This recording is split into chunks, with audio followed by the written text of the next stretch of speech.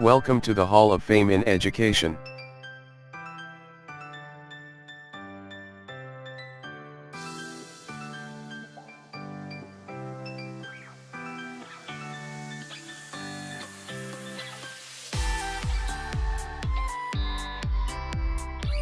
Are you familiar with these people?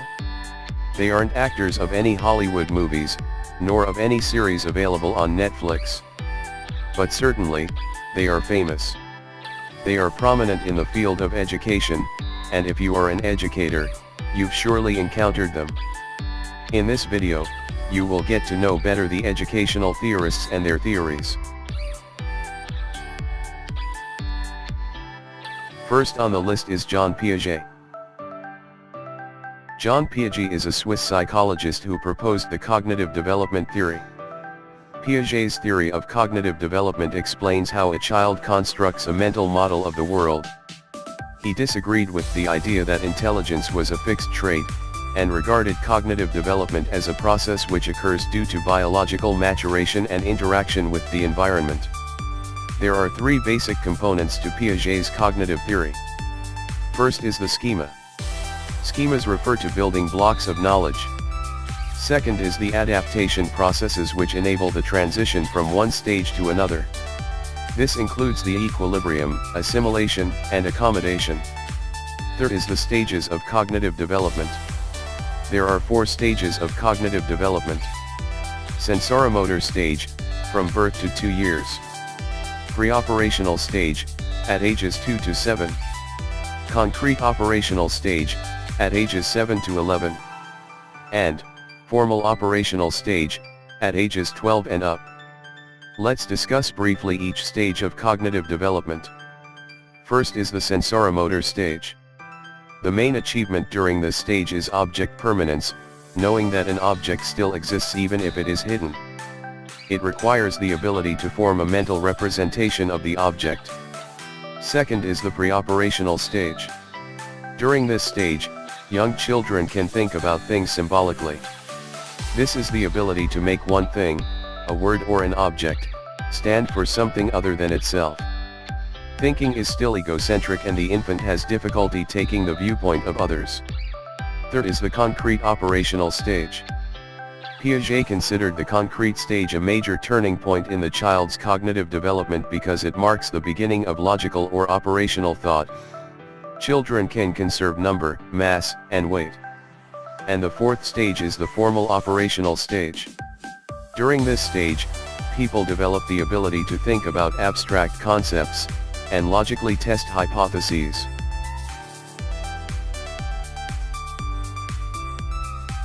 Another famous theorist is Lev Vygotsky. Lev Vygotsky was a Russian psychologist who is known for his social development theory. In the social development theory, Vygotsky primarily explains that socialization affects the learning process in an individual. It tries to explain consciousness or awareness as the result of socialization.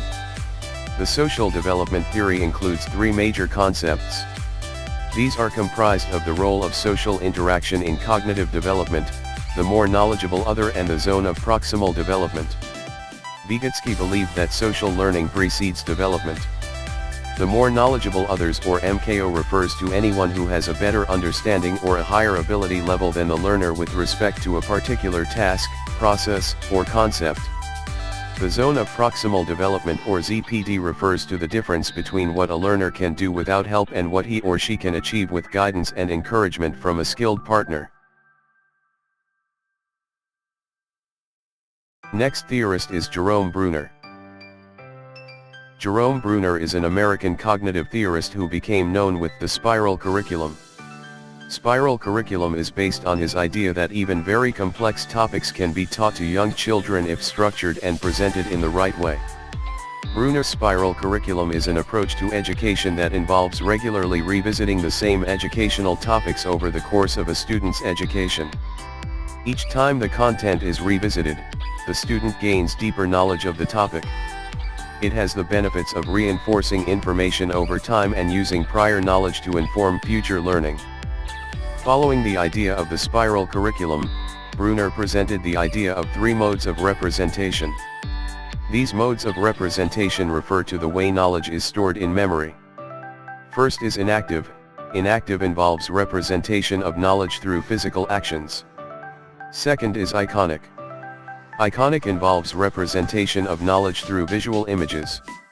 Third is symbolic. Symbolic involves the use of words and symbols to describe experiences. Another well-known theorist in education is Sigmund Freud. Sigmund Freud is an Austrian neurologist who developed the psychoanalytic theory of personality development, which argued that personality is formed through conflicts among three fundamental structures of the human mind: the id, ego, and superego. The id is the primitive and instinctual part of the mind that contains sexual and aggressive drives and hidden memories. The superego operates as a moral conscience. And the ego is the realistic part that mediates between the desires of the id and the superego. Sigmund Freud believed that the nature of the conflicts among the id, ego, and superego change over time as a person grows from child to adult. Specifically, he maintained that these conflicts progress through a series of 5 basic stages, each with a different focus. Oral. In the first stage of personality development, the child gets much satisfaction from putting all sorts of things in its mouth, such as sucking, biting, and breastfeeding. Anal. The libido now becomes focused on the anus, and the child derives great pleasure from defecating. Phallic. Sensitivity now becomes concentrated in the genitals and masturbation becomes a new source of pleasure. Latency. No further psychosexual development takes place during this stage because latent means hidden. And genital.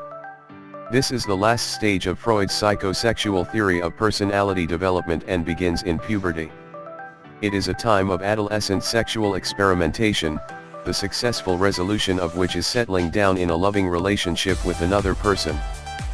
Freud called his idea the psychosexual theory of development, with each psychosexual stage directly related to a different physical center of pleasure. Another prominent theorist is Benjamin Samuel Bloom. Benjamin Samuel Bloom was an American educational psychologist who first proposed the theory of mastery learning. Mastery learning suggests that the focus of instruction should be the time required for different students to learn the same material. The key elements in mastery learning are: 1. Clearly specifying what is to be learned and how it will be evaluated. 2. Allowing students to learn at their own pace. 3. Assessing student progress and providing appropriate feedback or remediation. And 4. Testing that final learning criterion has been achieved. Bloom also proposed 3 domains of learning. The domains of learning are categorized as cognitive, affective, and psychomotor. Cognitive domain refers to the mental skills. Affective domain refers to the growth in feelings or emotional areas. Psychomotor domain refers to manual or physical skills. Benjamin Bloom also made contributions to the classification of educational objectives. He proposed the Bloom's taxonomy, which is a classification of the different objectives and skills that educators set for their students. It was created to promote higher forms of thinking in education, such as analyzing and evaluating concepts, processes, procedures, and principles, rather than just remembering facts. Bloom's taxonomy consists 6 categories: knowledge, comprehension, application, analysis, synthesis, and evaluation. Next theorist is Howard Gardner. Howard Gardner is an American developmental psychologist who proposed the theory of multiple intelligences. The multiple intelligences theory differentiates human intelligence into specific modalities, rather than seeing intelligence as dominated by a single general ability. Howard Gardner identified 8 intelligences. Verbal linguistic intelligence, the ability to learn and use language in written and spoken forms to express oneself. Logical mathematical intelligence, the ability to solve problems logically, to solve mathematical problems and to perform scientific investigations. Musical intelligence, having skill in appreciation, composition, and performance of musical patterns, including the ability to recognize tone, pitch, and rhythm. Bodily kinesthetic intelligence, using mental abilities to coordinate body movements to solve problems. Visual spatial intelligence, being able to recognize and use patterns in a wide or confined space. Interpersonal intelligence, the capacity to understand the desires, motivations, and intentions of other people. Intrapersonal intelligence, the capacity to understand your own fears, feelings, and motivations. Naturalistic intelligence, the ability to explore the environment, and learn about other species. Another famous theorist in education is Erik Erikson. Erik Erikson was a German-American developmental psychologist who developed Freud's psychosexual theory and adapted it into a psychosocial theory. The psychosocial theory identifies the stages that a healthy developing individual should pass through from infancy to late adulthood. According to Erikson, we experience 8 stages of development during our lifespan. Within each stage, there is a dilemma that we must resolve in order to feel a sense of competence and will allow us to develop as a well-adjusted adult. These stages are: trust versus mistrust, ages 0 to 2. In this first stage, infants must learn that adults can be trusted. Autonomy versus shame, ages 2 to 3. The me-do-it stage, children start to make decisions and show preferences of elements in their environment, such as what clothes to wear or what toy they prefer.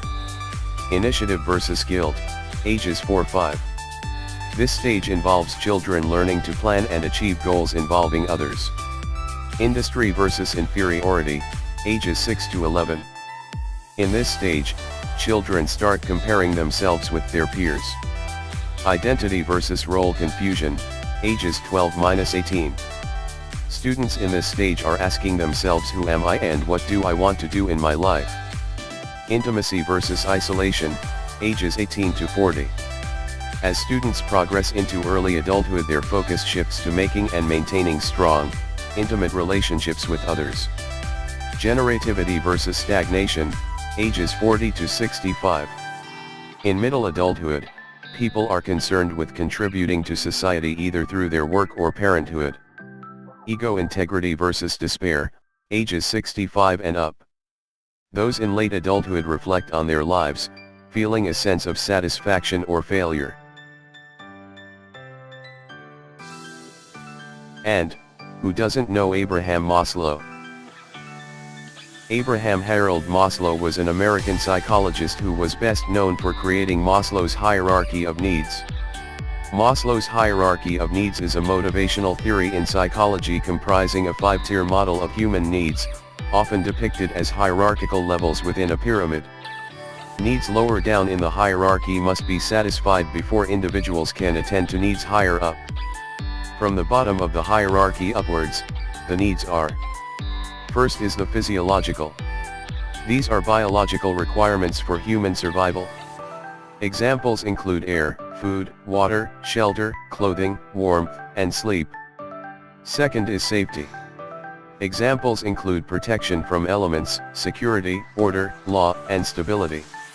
Third is love and belonging. These are the first of social needs, involving the desire for interpersonal relationships and being part of a group. Examples of these needs include friendship, intimacy, trust, acceptance, receiving and giving affection and love. Fourth is esteem. This includes self-esteem, stemming from dignity, achievement, mastery, and independence, and the desire for reputation or respect from others, including status and prestige. And at the peak is self-actualization. Examples include realizing personal potential, self-fulfillment, and seeking personal growth and peak experiences. Again, here are the prominent educational theorists: Erik Erikson, Abraham Maslow, John Piaget, Benjamin Samuel Bloom, Howard Gardner, Sigmund Freud, Lev Vygotsky, Jerome Bruner.